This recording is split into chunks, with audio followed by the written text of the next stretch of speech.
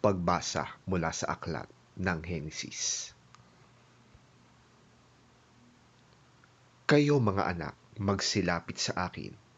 Akong inyong ama ay sumandaling dinggin. Ikaw naman, Huda, ay papupurihan niyong mga anak ng ina mong mahal. Hawak mo sa leeg ang iyong kaaway. Lahat mong kapatid sa iyo'y gagalang. Mabangis na leon ang iyong larawan. Muling nagkukubli matapos pumatay. Ang tulad ni Huday, leyong nahihimlay. Walang mangangahas lumapit sino man. Setrong sagisag ng lakas at kapangyarihan, sa kanya kailanmay hindi lilisan. Mga bansa sa kanya'y magkakaloob, mga angkan sa kanya'y maglilingkod.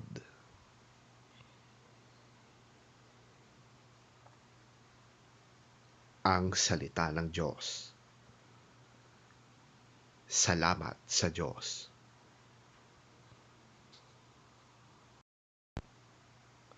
Ang mabuting balita ng Panginoon ayon kay San Mateo. Papuri sa iyo, Panginoon. Ito ang talaan ng mga ninuno ni Hesukristo na mula sa angkan ni David, na mula naman sa lahi ni Abraham. Mula kay Abraham hanggang kay Haring David, ang mga ninuno ni Jesus ay sina Abraham, Isaac, Jacob, na ama ni Huda at ng kanyang mga kapatid. Huda, Fares at Zara, na mga anak ni Huda kay Tamar. Esrom, na anak ni Fares. Aram, Aminadab, Naason, Salmon. Boaz, na anak ni Salmon kay Rahab. Obed, na anak ni Boaz kay Ruth. At Jesse, na ama ni Haring David. Mula naman kay Haring David hanggang sa naging bihag ang mga taga-Huda sa Babylonia. Ang mga ninuno ni Jesus ay sina David, Solomon, na anak ni Haring David sa dating asawa ni Urias.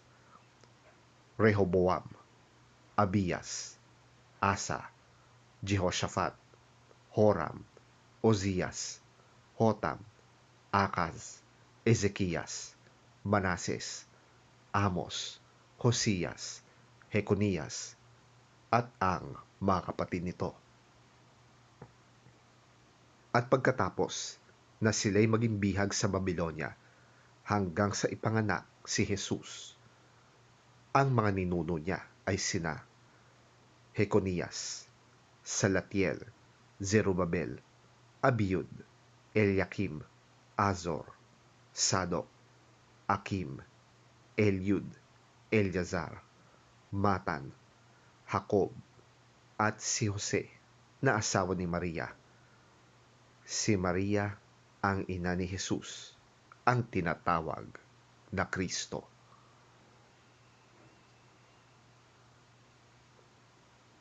Sa makatuwid, may 14 na salin-lahi mula kay Abraham hanggang kay David. 14 mula kay David hanggang sa pagkabihag ng mga Israelita sa Babylonia, at 14 din mula sa pagkabihag sa Babylonia hanggang kay Kristo.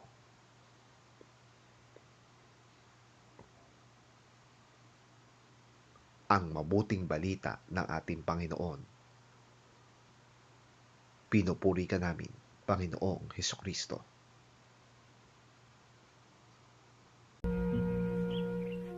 A record of the genealogy of Jesus Christ, son of David, the son of Abraham.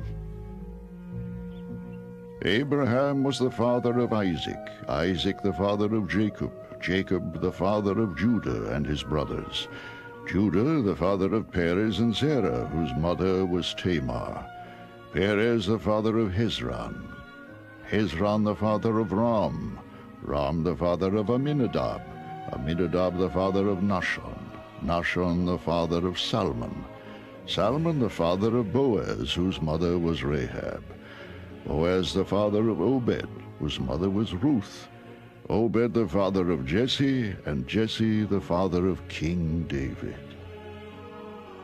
David was the father of Solomon, whose mother had been Uriah's wife, Solomon the father of Rehoboam, Rehoboam the father of Abijah, Abijah the father of Asa, Asa the father of Jehoshaphat, Jehoshaphat the father of Jehoram, Jehoram the father of Uzziah, Uzziah the father of Jotham, Jotham the father of Ahaz, Ahaz the father of Hezekiah, Hezekiah the father of Manasseh, Manasseh the father of Amon, Amon the father of Josiah, and Josiah the father of Jeconiah and his brothers at the time of the exile to Babylon. After the exile to Babylon, Jeconiah was the father of Shealtiel, Shealtiel the father of Zerubbabel, Zerubbabel the father of Abiud, Abiud the father of Eliakim, Eliakim the father of Azor, Azor the father of Zadok, Zadok the father of Achim, Achim the father of Eliud, Eliud the father of Eliezer, Eliezer the father of Matan, Matan the father of Jacob, and Jacob the father of Joseph, the husband of Mary, of whom was born Jesus, who is called Christ. Thus, there were 14 generations in all. From Abraham to David, 14 from David to the exile to Babylon, and 14 from the exile to the Christ.